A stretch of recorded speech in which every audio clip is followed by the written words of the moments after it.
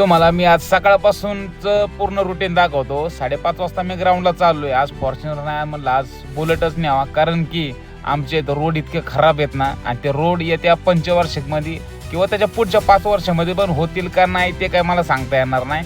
पण आता काय, आपण सामान्य नागरिक, आपण आपलं काम करायचं. आपलं ग्राउंडवरती आलो, ग्राउंडवरती कोणच नव्हतं. 5:30 वाजता कोण असायचंय. मला सकाळी कार्डिओ करायचा होता. भूता फितांची भीती वाटवते, मोकारा अंधार म्हणलं काही कुठून की इवळली की भीती वाटायची.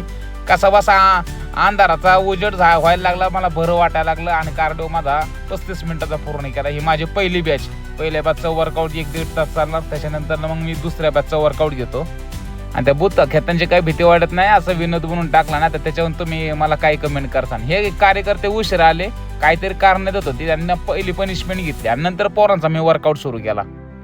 आज पोरांच्या लॉंग रेपिटेशन होत्या. त्यांना जो मी टाइम सांगितला त्या टायमात मी पूर्णच करायला होतो ना, तर मी रेपिटेशन पुन्हा एकदा घेतो. त्यामुळे त्या भीतीने तरी ते पूर्ण करतात. ह्याच्यामध्ये मला रिझल्ट करायचा, माझ्या जुन्या बॅचमध्ये रिझल्ट निघणार आहे. जिममध्ये लेग वर्कआउट आहे. तर आता डाएट कमी असल्यामुळे जरा गुडघा पण जरा दुखत असतो.